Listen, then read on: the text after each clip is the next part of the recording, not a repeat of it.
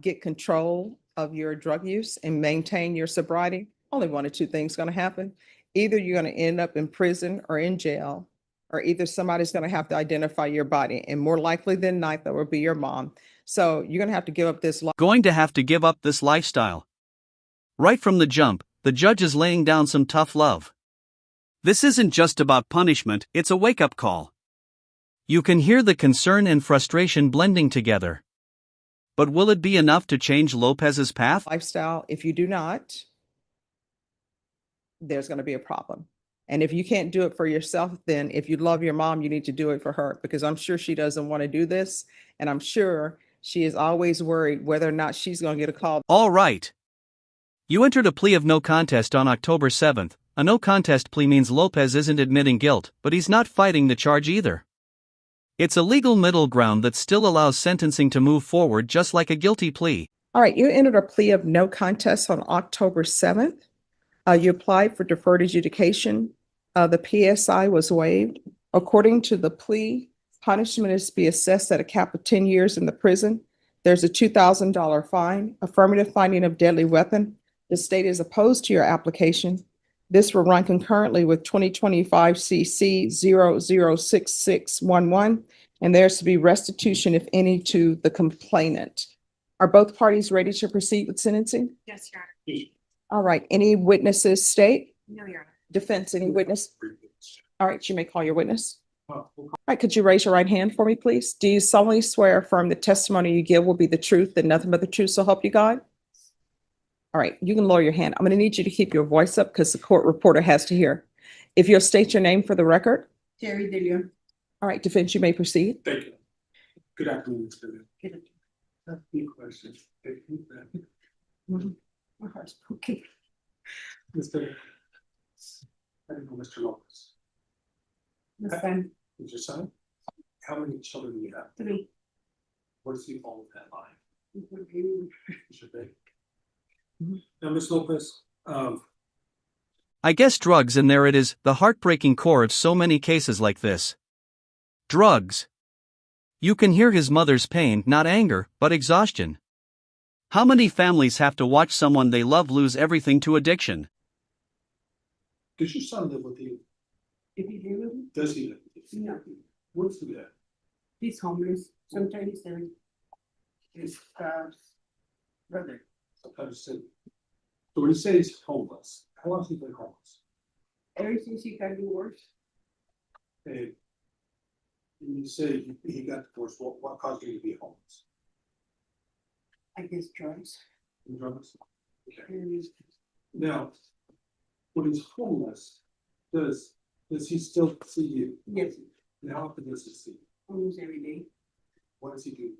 Try to see. He was to make sure if I'm okay, if I need something. That's what I need. When we go there, what's that? Like if I need something from the store, like something. He would not clean up well. Yeah, he does my trash. Now, even though he's homeless, does he work? Yes, he does. What does he do? He does construction. He works in one day. Then we go in and work that day, and then the next day you got another. Something like that. Day labor job? Yeah, we go. Have you ever seen him be fined? No, And how did that hurt on you? no. And you mentioned something about, well, what do you mean by that? Or he's always like, I use something like that. You don't know what kind of thing. No? What about alcohol? Sometimes he comes with beer. You think that's big problems as well? I'll pass it on, Sharon. Any No questions? questions. All right, I just have a few. Any objection? Yes. Okay. So, give me some information about your son. Where did things start going wrong for him as far as the choices he's been making in his life? Back in the drugs and alcohol? No, I mean, when did he start on this path that he's on now? right now. It got worse when he got divorced. Mhm. Just when he started being homeless. And he still works. He will work and buy his drugs or something. And what drugs has he been using? It alleged that the victim and the defendant got into an argument regarding an alcoholic beverage. Notice how something as small as an argument over alcohol spiraled into violence. This is where addiction and instability collide, and it's what the court has to weigh when deciding if rehabilitation or prison is the right call.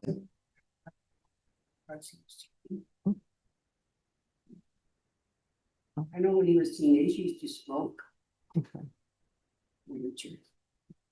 All right, thank you so much, and thank you for giving me some insight into your son. I appreciate it. All right, anything else? No further steps, so. Okay. State you're opposed. You may proceed. Your Honor, we're asking that you deny his applications and sentence him to 10 years and TDC. And that's based upon the evidence that was stipulated upon, which essentially states that it's alleged that the victim and the defendant got into an argument regarding an alcoholic beverage. They engaged in some sort of physical altercation, and then it died down for a short period of time, and the defendant returns with a knife, stabs the victim. That's supported by multiple witness statements that are in stipulations. So we would ask that you deny his application and sentence him to 10 years. All right, defense.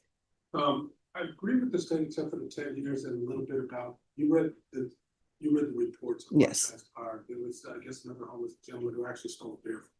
I'm not, condoning his. We're respectively requesting education and with any kind of treatment. The defense is pushing hard for treatment over time, arguing that this isn't about crime, it's about survival. But the question remains, can the system really help someone who's been homeless and addicted for years? Actions.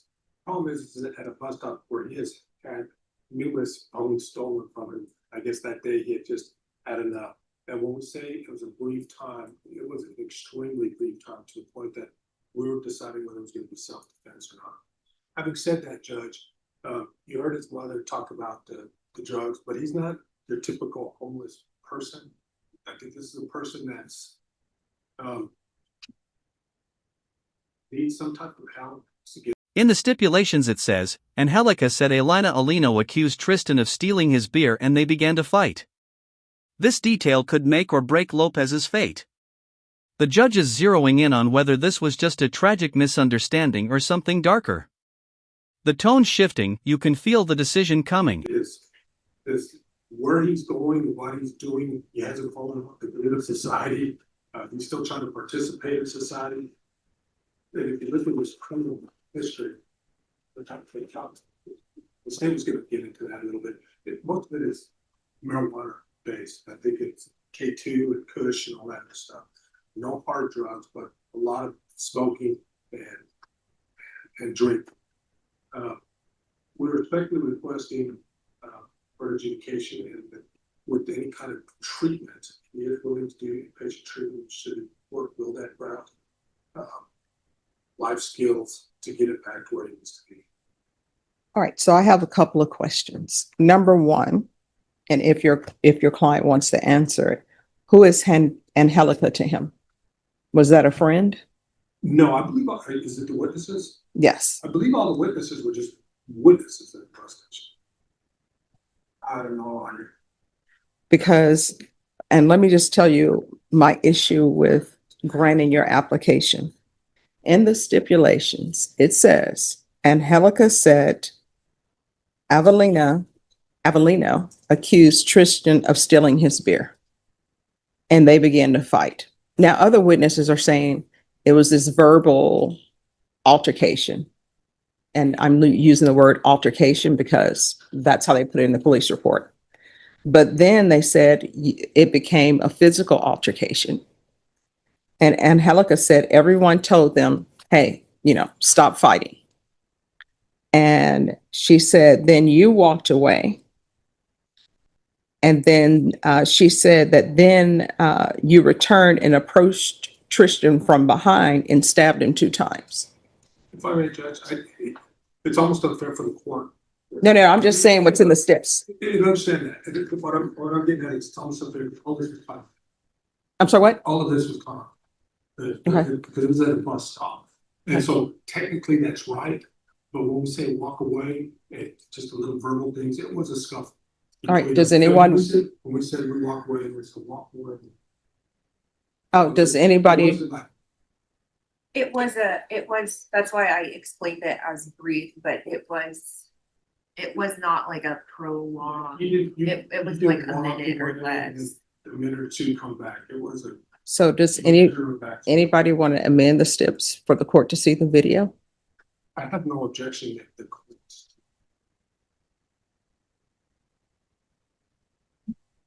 Judge, let me just give it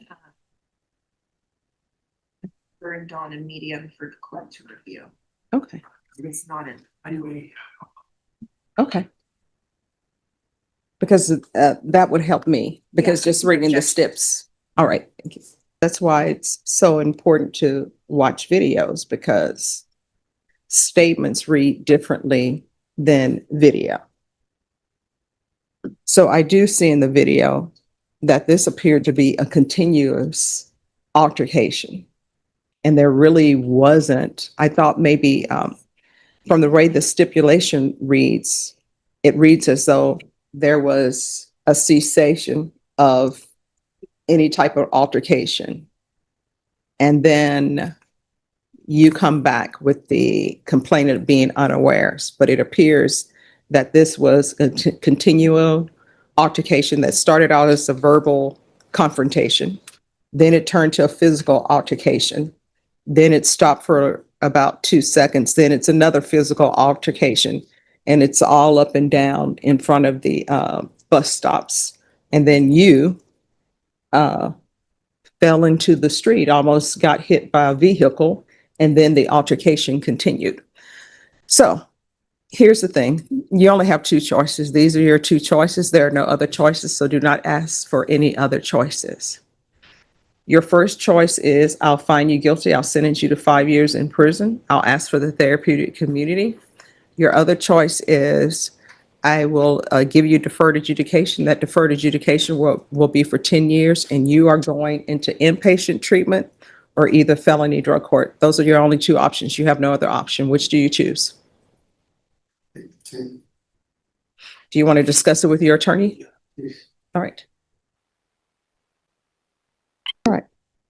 All right. The court is going to sentence you to 10 years deferred adjudication. There's to be regular reporting by Zoom or in person, regular random UAs, proof of employment within 45 days of release. There's to be no employment as a home health care provider or with minors. There's to be no residing in households with minors.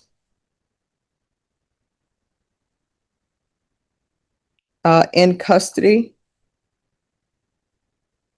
we can see if felony drug court will take them. So in custody, there's going to be a referral to felony drug court. If not accepted,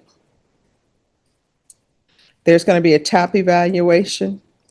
And I am telling you now, that TAP evaluation, regardless of what it says, you're doing inpatient treatment because it's obvious to the court that you need inpatient treatment. And the reason why I'm going to request a TAP evaluation, even though I'm saying inpatient treatment, is because they will not take you anywhere unless the TAP evaluation has been completed. So, Ms. Abrams, TAP evaluation in custody, if not accepted in felony drug court, and he's either going to end up doing SATF or SafeP. If they recommend SafeP, of course, it will be SafeP. If they recommend SATF, it will be SATF. If they don't recommend inpatient at all, it will be SATF. There's going to be field visits 1 time per month until further notice. There's an affirmative finding of deadly weapon. And was there a restitution amount for the complainant or no? Judge, he made communication with the complainant and he did say that he had these medical bills, but we don't have an exact amount. So I would request just a restitution hearing, that way I can reach out to University Hospital and get documentation of that. All right, there's to be no contact with Tristan Mills. Ms. Ferguson, I need a restitution hearing in 30 days. All right, we'll have a restitution hearing on November 20th. This will run concurrent with 2025 CC 00611. There's going to be 200 hours of community service restitution. Do you have any children? What are their ages? 17, 21, 24. Okay. Probation, is there anything else? All right. With regards to the community service hours, 100 hours of those will be waived once you complete anger management. Is there anything else you need from the court to be successful? No, you're not.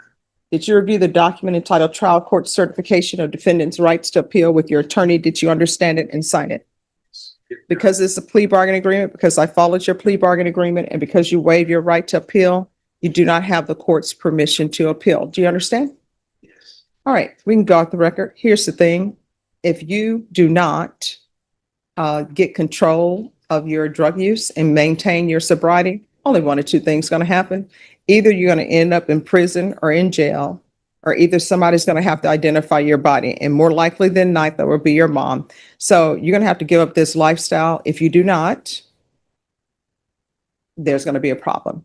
And if you can't do it for yourself, then if you love your mom, you need to do it for her, because I'm sure she doesn't want to do this. And I'm sure she is always worried whether or not she's going to get a call that you're dead. You understand? All right, good luck to you. Thank you. Thank you.